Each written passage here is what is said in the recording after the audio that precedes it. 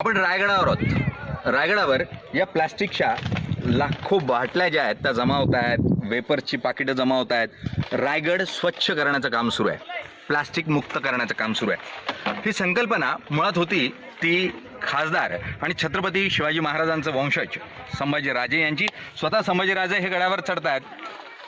शिवराज्याभिषेक सोहळा जो आहे तो होणार आहे, ते आपल्याबरोबर आहेत. आपण त्यांना विचारूयात की कशा स्वरूपाची तयारी आहे. दरवेळेला आपण स्वतः गड चढून जावं, ही संकल्पना कुठून आली आणि यावेळेला तुम्ही चॅलेंज दिलं?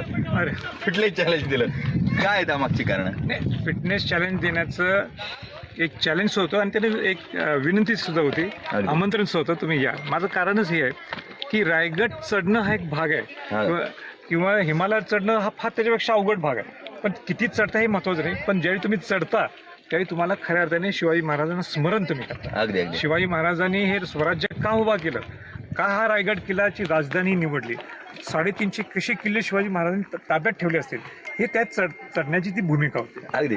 आणि आमचा ह्यावेळी सुद्धा हा संकल्प आहे की रायगड हा प्लास्टिक मुक्त आणि कचरा मुक्त करावा. त्याला कारणच एक आहे की खऱ्या अर्थाने ते आपले शत्रू येतात. खरं. पूर्वी शत्रू कोण होते? मुघल होते, आदिलशाही होते. असा शत्रू कोण आहे किल्ल्यांचा आणि न कर शिवाजी महाराज? तो आहे प्लास्टिक. अगदी. पण त्याचबरोबर तुम्ही या किल्ल्याच्या संवर्धनासाठी म्हणून एक मोठा उपक्रम हाती घेतलाय. साधारण 600 कोटी रुपयाचा उपक्रम आहे. कुठपर्यंत पोहोचलाय? किती कोटीची मदत आतापर्यंत केंद्राच्या माध्यमातून मिळाली आपल्याला? 606 कोटी हा नुसता रायगड किल्ला नाही, रायगड किल्ला आणि परिसर आहे. त्यामध्ये महाड टू रायगड हे 200 कोटी आहेत, जिजाऊंचा वाडा आहे, 21 गावांचं मूलभूत सुविधा आहेत, रायगड किल्ल्याचं संवर्धन आहे. त्यामध्ये 606 कोटीमध्ये 80 कोटी आपल्याकडे ऑलरेडी आलेले आहेत, कामं सुरू झालेले आहेत. पहिल्यांदा आम्ही उत्खनन घेतलेलं आहे हातात. त्या उत्खनन हे सगळ्यात महत्त्वाचं आहे, कारण का आजही रायगडमध्ये 350 साईट्स असे आहेत की ते मातीच्या खाली आहेत. अगदी. ते वर काढणे, ते बाहेर काढणं आणि खऱ्या अर्थाने शिवाजी महाराजांचा इतिहास हा इतिहासकारांच्या समोर, शिवभक्तांच्या समोर आणण्यासाठी तो आमचा पहिला प्रयत्न आहे. दुसरा म्हणजे फरसबंद आहेत. आपल्याला अनेक फरसबंद आपण करावले, ते जे कामं सुरू झालेले आहेत. वर्क ऑर्डर्स तयार आहेत. येत्या जे आपल्या तलाव आहेत, तर आम्ही 10-12 तलाव स्वच्छ केलेले आहेत. तिथं अनेक अवशेष आपल्याला सापडलेले आहेत, ते सगळे आम्ही हत्तीखान्यात सगळे ठेवले आहेत. काम सुरू झालेलं आहे. पण पुढच्या वर्षी ज्यावेळी तुम्ही याल ते हा रायगडचं पूर्ण भौगोलिक लुक किंवा रायगड कसा देखणं आहे हे तुम्हाला दिसून येईल. अगदी. पुढच्या राज्याभिषेक सोहळ्याला रायगडावर येणं विसरू नका.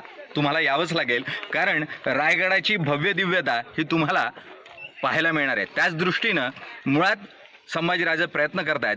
लोक छत्रपतींच्या नावानं राजकारण करतायत, पण राजकारणांचे हे राजकारणात असूनही, छत्रपतींचे वंशज असूनही राजकारण न करता छत्रपतींना सर्वसामान्यांपर्यंत कशा पद्धतीनं पोहोचवता येईल आणि त्यांचे विचार, त्यांच्या राजकारणाची पद्धत, त्यांचं प्रशासन हे जनसामान्यात कसं पोहोचेल या दृष्टीनं प्रयत्न करताना पाहायला मिळत आहेत. सर, खूप खूप धन्यवाद, तुम्ही आज जी विशेष वेळ दिली त्यासाठी.